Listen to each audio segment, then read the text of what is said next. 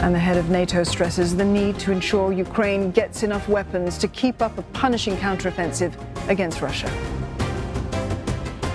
U.S. Defense Secretary Lloyd Austin has called for America's allies to dig deep and provide Kyiv with more arms and ammunition to fight Russia's invasion.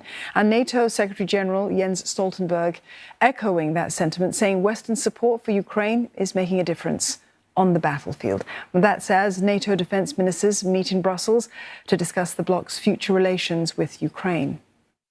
Ukraine is able to liberate occupied land. This is due to the courage, the bravery, the skills of the Ukrainian soldiers, but it also highlights and demonstrates that the support NATO allies have been giving to Ukraine now for many, many months actually makes a difference on the battlefield as we speak.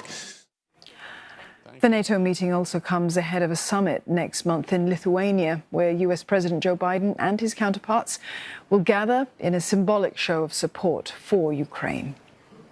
Alex Kadia joins us live now from Brussels to tell us more about this. Alex, what major outcomes are we expecting to arrive from these meetings at NATO? Well, top of the list will be the monitoring of that Ukrainian counteroffensive. That is central to what the NATO allies are focusing on at the moment. That is what they are looking at very, very closely. And all of the things that feed from that, supporting Ukraine for the long haul, supporting Ukraine in that counteroffensive. And as you said, NATO Secretary General saying that NATO weapons are making a difference. NATO support is making a difference. That will be one of the key priorities. We've heard from Jens Stoltenberg, the Secretary General, saying that NATO will present a multi-year package of support for Ukraine, making sure that it can sustain this defense and sustain its armed forces for the long haul. That is one of the priorities by these defense ministers. Now, some secondary concerns as well. As you said, they're planning the summit of leaders in Vilnius in July, in about a month's time. The big question there, well, will Volodymyr Zelensky be able to attend? That is one question, and the Ukrainians are pushing hard for that membership of NATO. No guarantees from NATO yet. And the last one is Sweden's membership of NATO, that long-awaited membership of NATO. There will be ongoing discussions about that. Turkey still playing hardball, still saying so long as Stockholm tolerates anti-Turkey protests in Sweden, it will not allow it to join the alliance. So those are the key points for the defense ministers meeting here at NATO HQ. Also, Alex, the Ukraine Defense Contact Group, they've met at NATO headquarters as well.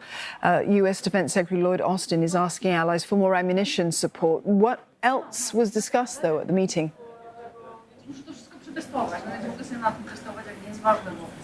F-16s, to answer in a very clear way. That is the core discussion point within that defense contact group. It's the 31 NATO members and 20 other countries that are cooperating or at least aligned with NATO's interests when it comes to the invasion of Ukraine.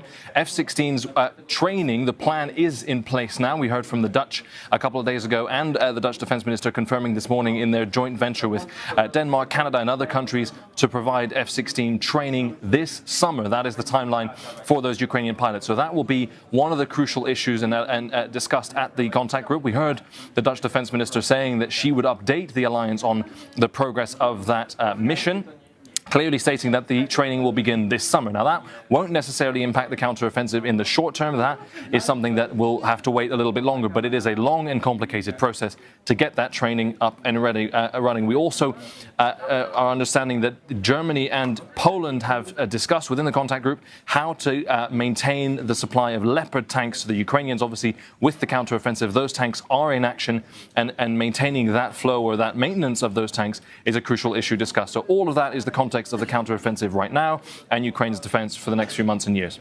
Alex, thank you. Alex Kadia there reporting live for us from Brussels.